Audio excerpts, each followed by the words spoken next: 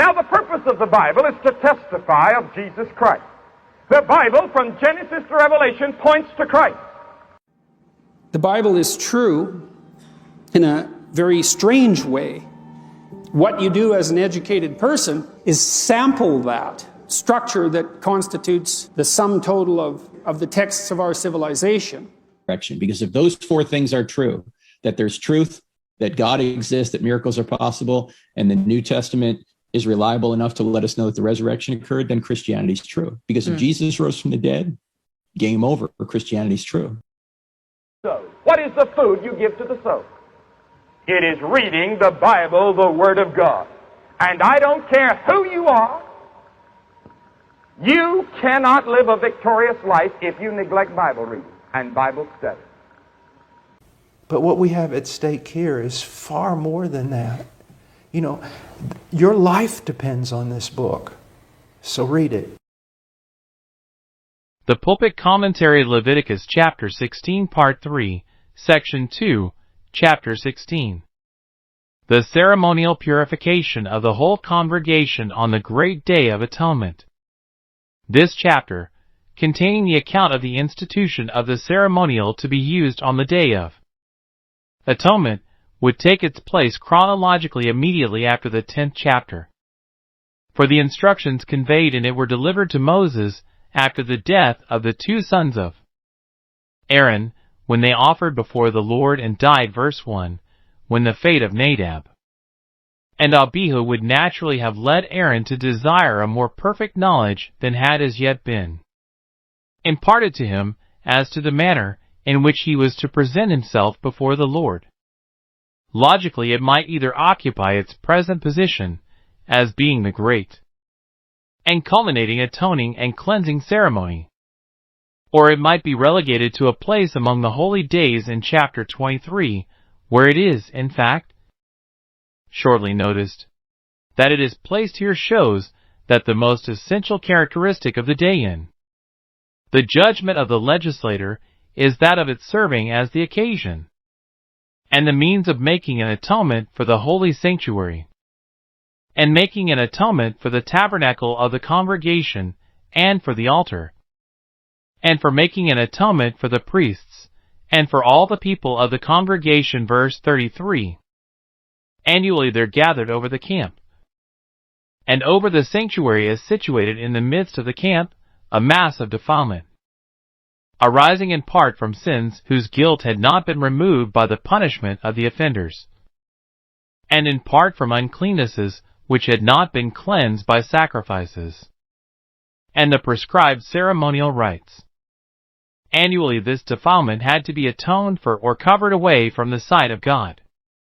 This was done by the solemn observance of the great day of atonement, and specially by the high priests carrying the blood of the sacrifices into the Holy of Holies, into which he might enter on no other day of the year, while the consciousness of deliverance from the guilt of sin was quickened on the part of the people by their seeing the scapegoat bear away upon him all their iniquities unto a land not inhabited, verse 22. Verse 2. Speak unto Aaron thy brother, that he come not at all times into the holy place within the veil before the mercy seat, which is upon the ark, that he die not. Nadab and Abihu having died for their rash presumption in venturing unbidden into the tabernacle, it was natural that Aaron, who had as yet but once penetrated into the Holy of Holies, should be struck with fear, and that he should desire divine instruction as to the times and manner in which he was to appear before the Lord, lest he should be struck dead like his sons, if the attempt to enter the outer chamber of the tabernacle had been so fatal to them.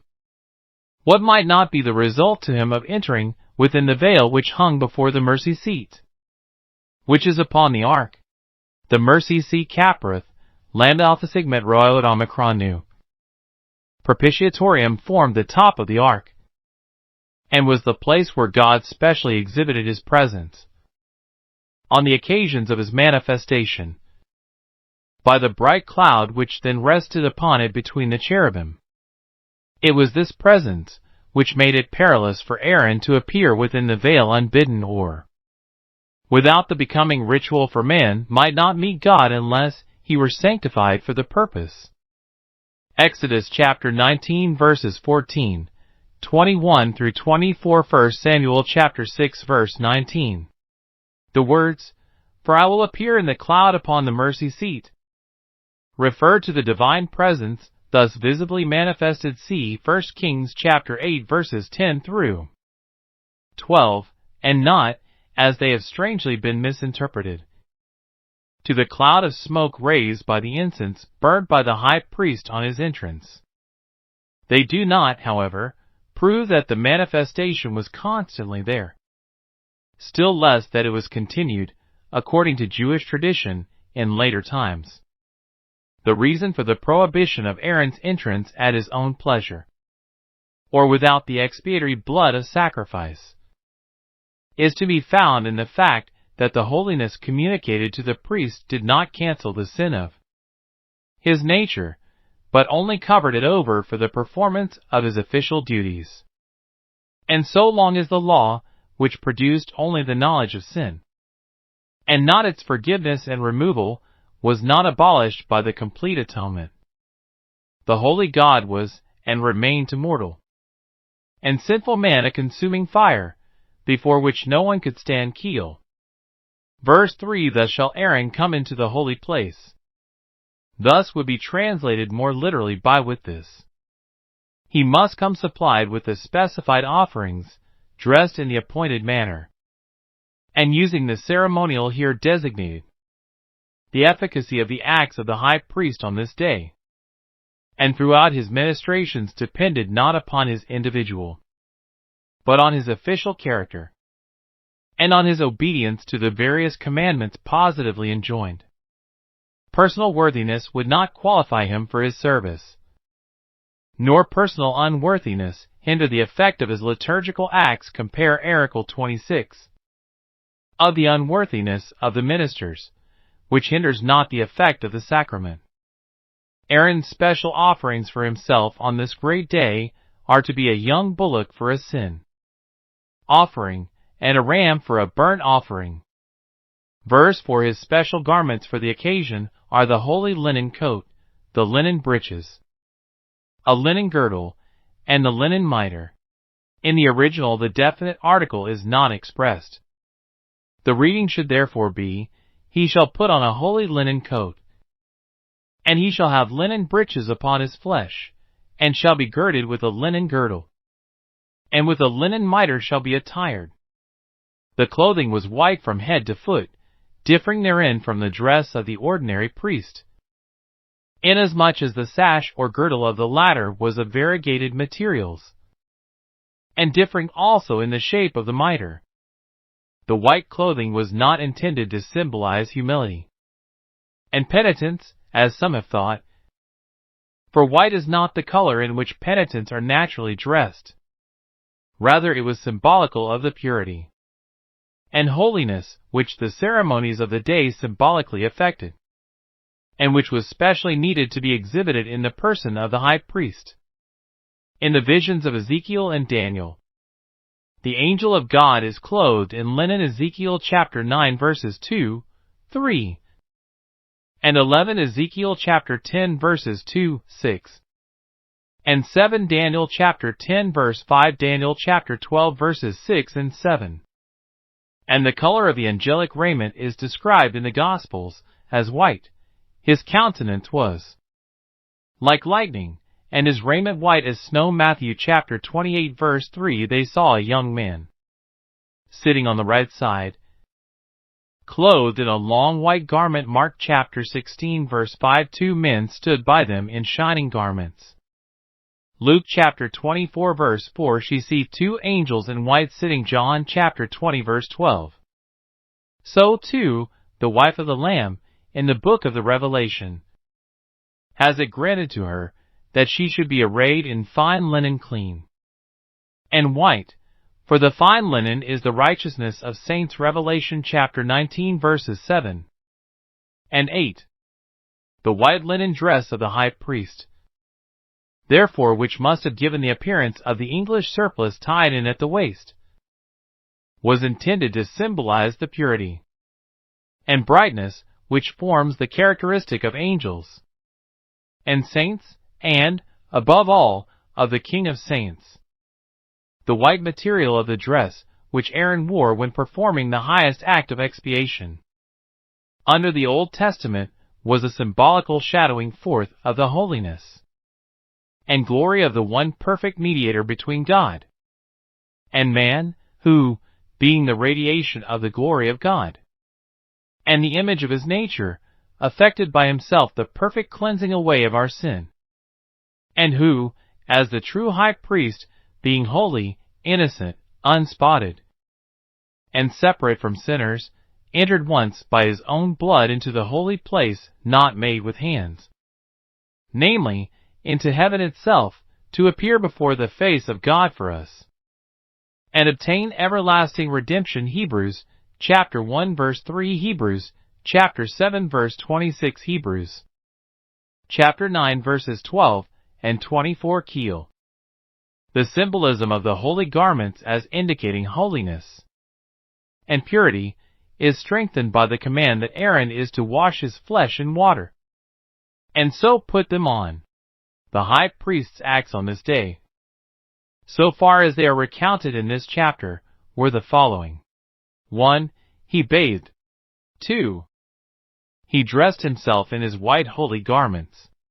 3. He offered or presented at the door of the tabernacle a bullock for a sin offering for himself and his house. 4. He presented at the same place 2 goats for a sin offering for the congregation. 5. He cast lots on the 2 goats, one of which was to be sacrificed, the other to be let go into the wilderness. 6. He sacrificed the bullock. 7. He passed from the court through the holy place into the Holy of Holies with a censer and incense, and filled the space beyond the veil with a cloud of smoke from the incense. 8.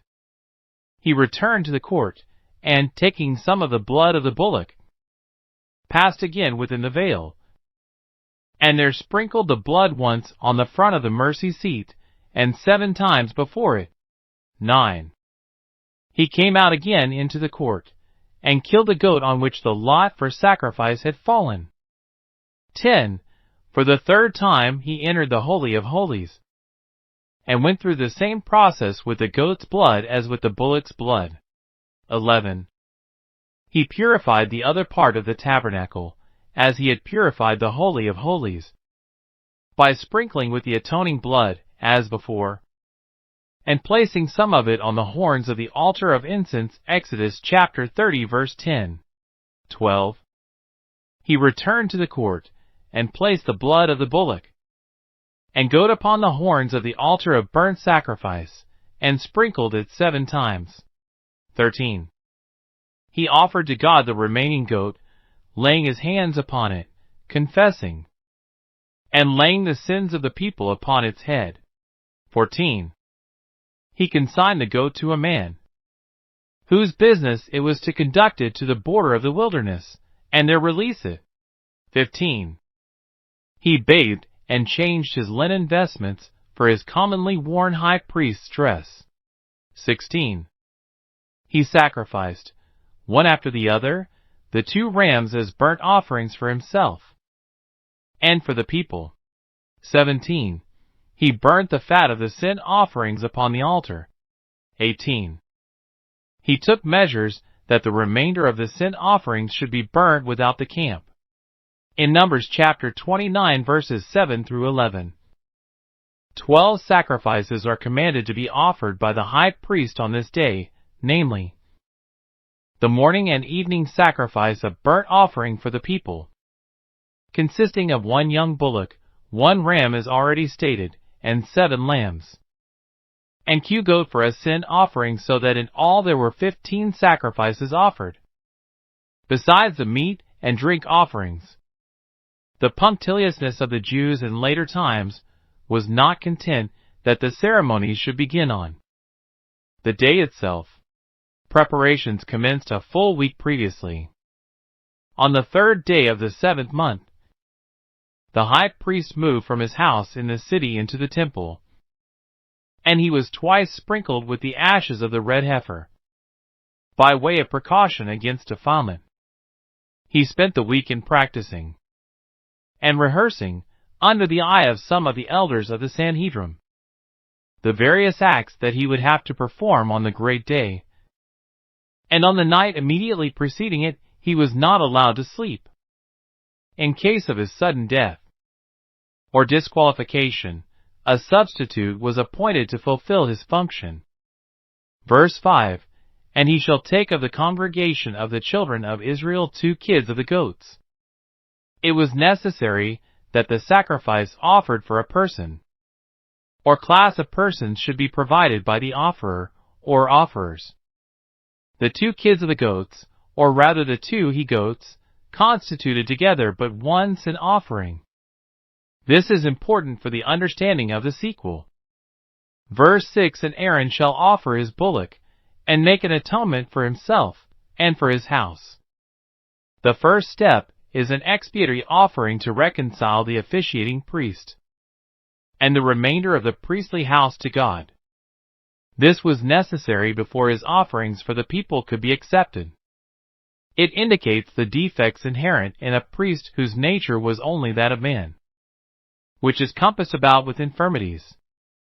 The offering here commanded is not the slaying, but the solemn presentation of the bullock to the Lord.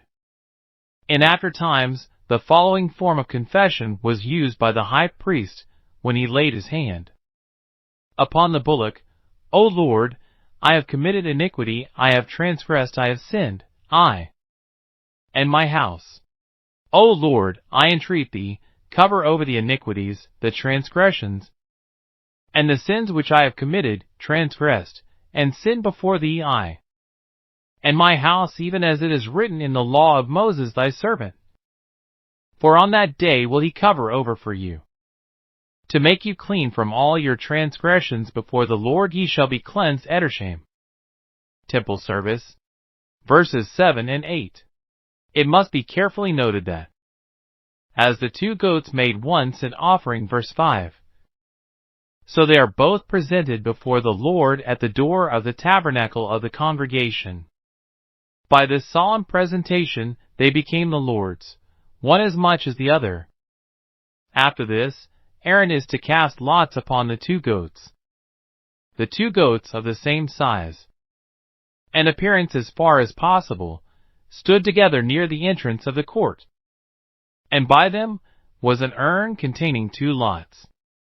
These the high priest drew out at the same moment, placing one on the head of one goat, the other on the head of the other goat, according as the lot fell. One of the goats was taken, and at once offered to the Lord. With a view to being shortly sacrificed, the other was appointed for a scapegoat, and reserved till the expiatory sacrifices had been made, when it too was offered to the Lord, and then sent away into the wilderness. After the lot had been chosen, the 2 goats were distinguished from each other by having a piece of scarlet cloth tied, the first round its neck, the second round its horn. One lot for the Lord, and the other lot for the scapegoat. The last word is in the original law Azazel, and being found only in this chapter. It has caused a great discrepancy of opinion among interpreters as to its meaning. It has been diversely regarded as a place, a person, a thing, and an abstraction. The first class of interpreters explain it as some district of the wilderness. The second understand by it an evil spirit. The third take it as a designation of the goat. The fourth translate it for removal. The first interpretation may be summarily rejected. If a localized spot were meant, that spot would have been left behind by a people constantly on the move.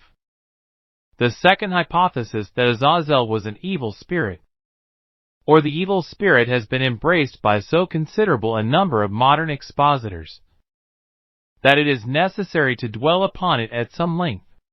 But indeed, it has little to recommend it. It has been argued that Azazel must be a proper name, because it has no article prefixed to it. La Azazel. This is a grammatical error. When a noun expresses an office or a function, and has the preposition le or la prefixed to it, it does not take an article in Hebrew any more than in French, e.g. in the verse, Jehu, shalt thou anoint to be king, or for king over Israel, and Elisha, shalt thou appoint to be prophet, or for prophet in thy room, 1 Kings chapter 19 verse 16. The Hebrew is lu melech, and lu navi, without the article. The same idiom will be found in 1 Samuel chapter 25 verse 30, 2 Samuel chapter 7 verse 14.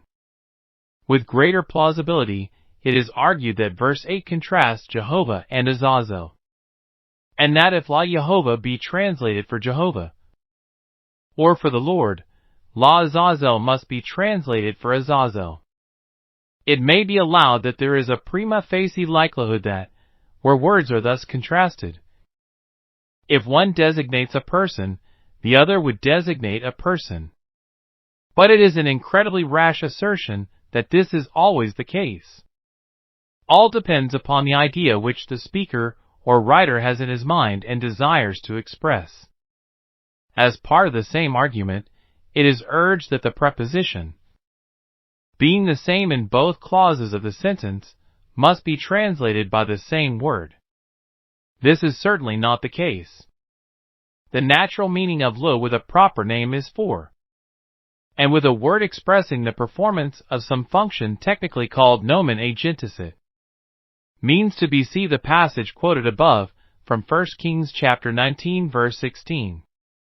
Unless, therefore, Azazel be a proper name which has to be proved, not assume, the preposition need not, and ought not to be translated by for but by to be. The word lu is used with great latitude, and often in a different sense in the same sentence, e.g. Exodus chapter 12 verse 24, Leviticus chapter 26 verse 12. The objections to the theory that Azazel means an evil spirit are of overwhelming force. It will be enough to name the following. 1. The name Azazel is nowhere else mentioned.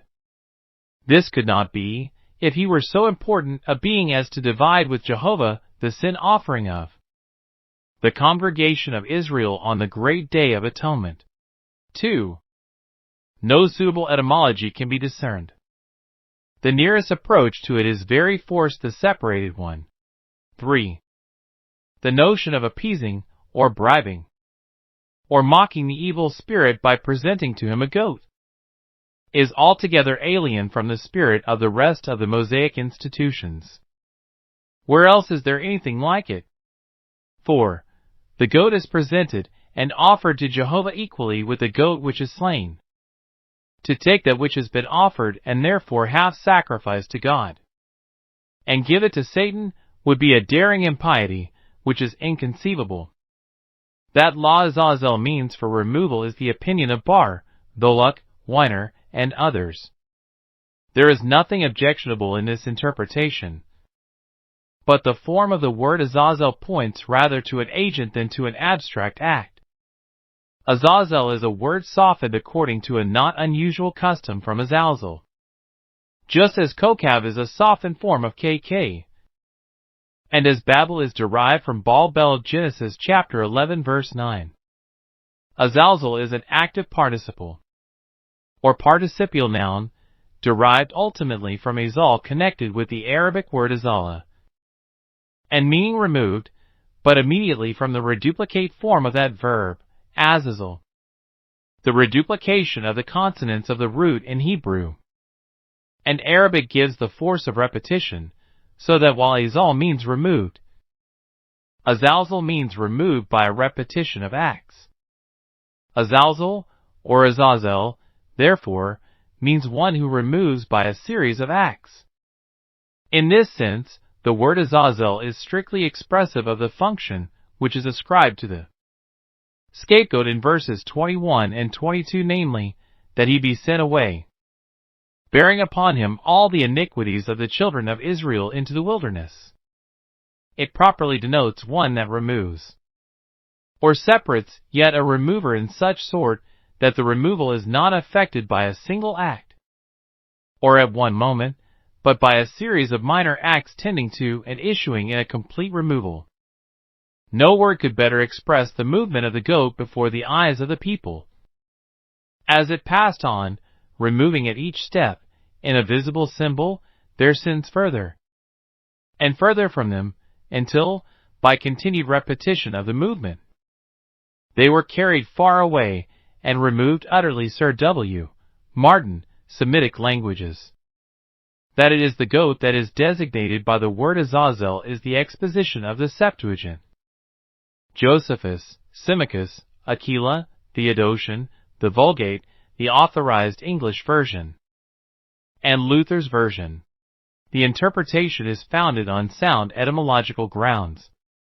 It suits the context wherever the word occurs. It is consistent with the remaining ceremonial of the Day of Atonement, and it accords with the otherwise known religious beliefs and symbolical practices of the Israelites. The two goats were the single sin offering for the people, the one that was offered in sacrifice symbolized atonement or covering made by shedding of blood. The other symbolized the utter removal of the sins of the people, which were conveyed away and lost in the depths of the wilderness, whence there was no return. Compare Psalm chapter 103 verse 12, as far as the east is from the west, so far hath he removed our transgressions from us. And Micah chapter 7 verse 19, he will turn again. He will have compassion upon us, he will subdue our iniquities. And thou wilt cast all their sins into the depths of the sea. The 8th verse should be translated as it stands in the Authorized Version, or, if we ask for still greater exactness, and Aaron shall east lots upon the two goats, one lot for the Lord, and one lot for a remover of sins. Verses 9 and 10, these verses might be translated as follows: And Aaron shall bring in the goat, upon which the lot for the Lord fell, and shall offer him for a sin offering.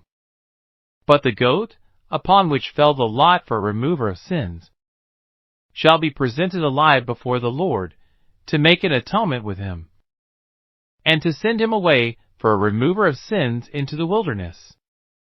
We are justified in inserting the words of sins after a remover, because the use of the word azal, from which the word rendered by remover is derived, is confined in the Hebrew dialect to the single purpose or institution which is here under consideration, so that this particular word must have conveyed to the mind of a Hebrew hearer or reader this notion of a removal of sins, and none other. Sir W. Martin, Semitic Languages. The goat is both presented before the Lord, and subsequently verse 20 offered to him, the priest laying his hands upon him, and making a confession of the sins of the people. After he has thus become the Lord's, how could he be given up to Satan? The purpose of his being set apart is to make an atonement with him, not for him, as some commentators explain it wrongly. As atonement was made by the blood of the sacrifice goat ceremonially covering sin, so it was also made by the live goat symbolically removing sin. But the atonement in both cases has reference to God. How could an atonement be made by an offering to Satan, unless Satan, not God, was the being whose wrath was to be propitiated, and with whom reconciliation was sought? Verse 11, after having offered the bullock for his own sin offering, and presented the two goats, which constituted the sin offering of the people, and offered one of them, Aaron kills the bullock for the sin offering. A considerable interval had to elapse before he could make use of the bullock's blood for purposes of propitiation, and during this interval, occupied by his entrance into the Holy of Holies with the incense, the blood was held by an attendant, probably by one of his sons, and prevented from coagulating by being kept in motion. Verses 12 and 13, This is the first entry of the high priest into the Holy of Holies. He takes with him a censer, literally, the censer, that is, the censer that he was to use on the occasion, full of burning coals of fire from off the altar, and his hands are full of sweet incense beaten small, his object being to fill the Holy of Holies with the smoke of the incense, which may serve as at least a thin veil between himself and the presence of the Lord, that he die not. Compare Exodus chapter 33 verse 20. Thou canst not see my face, for there shall no man see me. And live compare also Genesis chapter 32 verse 30, Deuteronomy chapter 5 verse 24, Judges chapter 6 verse 22, Judges chapter 13 verse 22. Here we see taught the lesson of the vision of God, as he is, being impossible to the human faculties. He must be veiled in one way or another. After passing through the outer chamber of the tabernacle, the high priest found himself in the smaller chamber where stood the ark. Immediately he threw the incense on the coals of the censer, until the Holy of Holies was filled with the smoke, after which, according to later practice, he offered a prayer outside the veil. The following form of prayer, breathing, however, the spirit of ages long subsequent to the tabernacle, or even the first temple, is found in the Talmud. May it please thee, O Lord our God, the God of our fathers, that neither this day nor this year any captivity come upon us. Yet if captivity befall us this day, or this year, let it be to a place where the law is cultivated. May it please thee, O Lord our God, the God of our fathers, that want come not upon us this day or this year. But if want visit us this day or this year, let it be due to the liberality of our charitable deeds. May it please thee, O Lord, the God of our fathers, that this year may be a year of cheapness, of fullness, of intercourse and trade, a year with abundance of rain, of sunshine, and of dew, one in which thy people Israel shall not require assistance one from another. And listen not to the prayers of those who are about to set out on a journey against rain. And as to thy people Israel, may no enemy exalt himself against them. May it please thee, O Lord our God, the God of our fathers, that the houses of the men of Saron exposed to floods may not become their graves Edersheim. Temple service. Verse 14. The second entry of the high priest into the Holy of Holies took place very soon after the first entry, immediately that he had returned after lighting the incense, and perhaps offering a prayer, he took of the blood of the bullock, which he had previously killed, went back without delay, and sprinkled it with his finger upon the mercy seat eastward, that is, on the front of the ark beneath the presence enthroned upon the mercy seat, and shrouded by the smoke of the incense, and before the mercy seat, that is, on the ground in front of it. He sprinkled of the blood with his finger 7 times. And after times, when the ark was gone, the high priest sprinkled upwards once, and downwards 7 times. Verse 15. The third entry was made as soon as he had killed the goat which formed a moiety of the sin offering of the congregation, when he brought his blood likewise within the veil, and did with that blood as he did with the blood of the bullock, sprinkling it the same number of times as before. By the entrance of the high priest into the Holy of Holies is set forth that atonement could only be effected before the throne of Jehovah Clark. Verse 16. The 2 sprinklings, first with the bullock's blood, then with the goat's blood, on the front of the ark and on the ground before it, effected the symbolical atonement which was required annually even for the Holy of Holies, because it was pitched in the midst of sinful men. There remained the outer chamber of the tabernacle, and the altar of burnt sacrifice to be atoned for. Accordingly, the high priest proceeds to do so for the tabernacle of the congregation, that is, to make a similar atonement by similar means outside the veil, as he had made inside it. He would therefore have made 1 sprinkling with the blood upon the veil, and 7 sprinklings before it, after which he placed the blood upon the horns of the altar of incense, according to the command given in Exodus chapter 30 verse 10. In later times it became customary also to sprinkle the top of the altar of incense 7 times. Verse 17, there shall be no man in the tabernacle of the congregation, from the first entry until the work of atonement was completed, both for the Holy of Holies and for the tabernacle, no one. But the high priest was to be allowed within the door of the tabernacle, not only that there might be no witness of the withdrawal of the awful veil, but also that the rite of purification might not be interfered with by an impure presence. Even on the Day of Atonement, the dwelling place of God, typical of heaven, was closed to the eye and foot of man, the way into the holiest of all being not yet made manifest, Hebrews chapter 9 verse 8, until the divine high priest opened the way for his people by his own entrance. Verses 18 and 19. The Holy of Holies and the outer chamber of the tabernacle having been reconciled, the high priest shall go out unto the altar that is before the Lord, that is, the altar of burnt sacrifice in the court, standing in front of the tabernacle, not the altar of incense, as has been supposed by some, and shall take of the blood of the bullock, and of the blood of the goat, and put it upon the horns of the altar round about.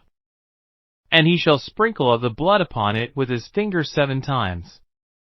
This completes the ceremony of making an atonement for the holy sanctuary, and making an atonement for the tabernacle of the congregation, and for the altar. Verse 33.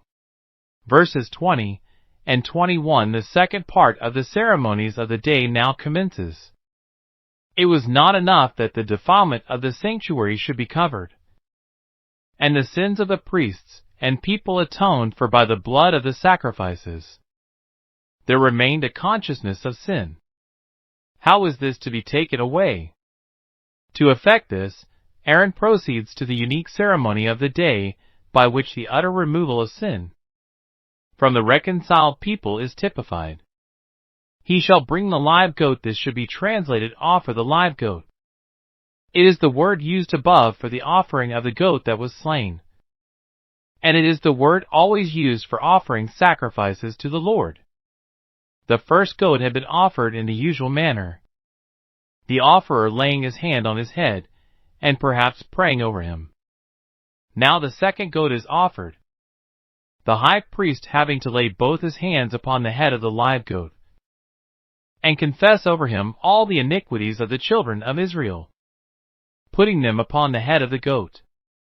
The confession of sins, at first extempore, would naturally, as time progressed, become stereotyped into a liturgical form, as it is found in the Mishnah, O Lord, they have committed iniquity, they have transgressed, they have sinned, thy people, the house of Israel.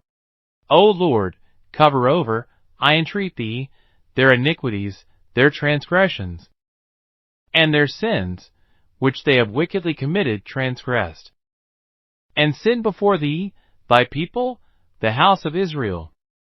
As it is written in the law of Moses thy servant, saying, For on that day shall it be covered over for you, to make you clean from all your sins before the Lord ye shall be cleansed. Edershem. Temple service.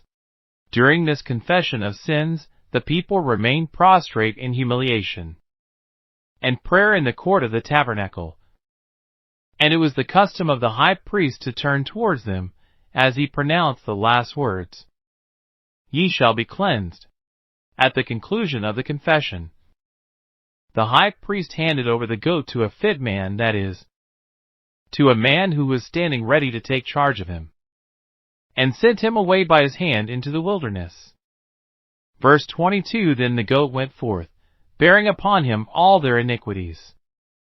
The slain goat had symbolized and ceremonially wrought full atonement, or covering of sins, but in order to impress upon the mind of the nation a joyful sense of entire liberation from the burden of sin, The second symbol of the disappearing goat is used so that not only sin, but the consciousness and the fear of the taint and presence of sin might be taken away from the cleansed and delivered people. The goat is to bear the iniquities of the people unto a land not inhabited. The latter words in the original, Eretz Gezerah, would be more correctly translated.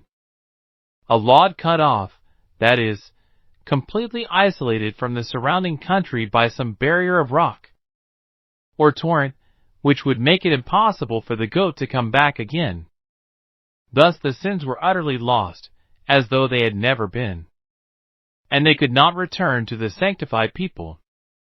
The Hebrew word gazer, to cut 1 Kings chapter 3 verse 25, Psalm chapter 136 verse 18, is represented in Arabic by Jazara, and the substantive Gezerah by Jazaru, which means an island or an area surrounded by rivers. The word is still in use in countries where Arabic is spoken, as the designation of a district divided from the neighboring territories by rivers cutting it off and making it a sort of island or peninsula. Into such a district as this, the man who led the goat was to let him go. In later times, contrary to the spirit of the Mosaic appointment, the goat was pushed over a projecting ledge of rock, and so killed, a device of man clumsily introduced for the purpose of perfecting a symbolism of divine appointment. It was more in accordance with the original institution that the arrival of the goat in the wilderness was immediately telegraphed by the waving of flags from station to station. Till a few minutes after its occurrence, it was known in the temple, and whispered from ear to ear, that the goat had borne upon him all their iniquities into a land not inhabited. Edersheim. Temple service. Both the goat that was sacrificed and the goat that served as remover of sins typify Christ. The first presents him to our faith as the victim on the cross, the other as the sin-bearer on whom the Lord laid the iniquity of us all. Isaiah chapter 53 verse 4.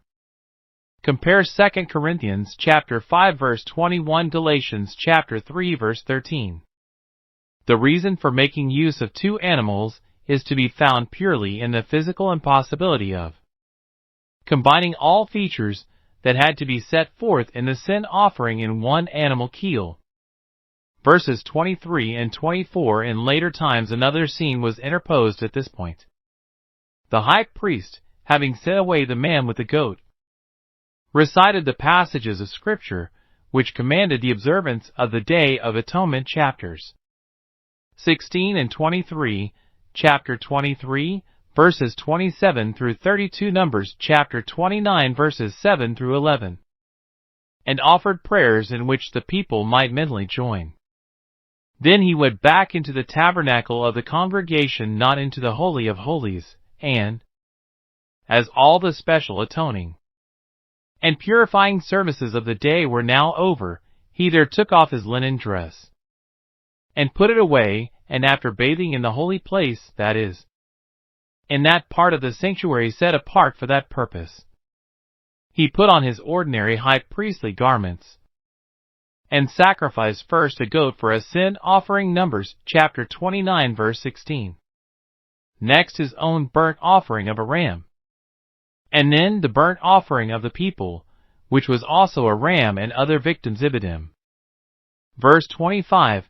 After the flesh of the burnt sacrifice had been placed in order on the altar, the fat of the sin offering, that is, of the bullock, verse 6, and of the goat, verse 15, and of the other goat, Numbers chapter 29 verse 16, is placed upon it, and burnt upon the altar, according to the regular practice. Verse 26. The man that let go the goat which served for a remover of sins is to wash his clothes, and bathe his flesh before he comes into the camp. This is not ordered on account of any special defilement attaching to the scapegoat, but only because it had been the symbolical sin-bearer, and therefore conveyed legal uncleanness by its touch. The man who bore the flesh of the ether goat to be burned had to do exactly the same thing. Verse 25. verses 27 and 28, as the blood of the bullock, and the goat which had been offered in the special expiatory sacrifices of the day had been carried within the sanctuary, verses 14-15. Their bodies had to be burned without the camp, Leviticus chapter 4 verse 12. Our Lord being the antitype, not only of Aaron as the great high priest, but also of the expiatory sacrifices as the great sin offering. The author of the Epistle to the Hebrews notices that the fact of Christ's having suffered without the camp serves as an indication that his blood had in its atoning effects been carried by him into heaven, the antitype of the Holy of Holies, Hebrews chapter 13 verse 12. The flesh of the other goat, offered as a sin offering, would have been eaten by the priest in the evening at a sacrificial meal, Leviticus chapter 10 verses 17 and 18. Verses 29 through 31. The ceremonies of the Day of Atonement are not appointed for once only, but they are to be of annual observance. This shall be a statute forever unto you, as long as the nation should exist, that in the 7th month, on the 10th day of the month, ye shall afflict your souls, and do no work at all.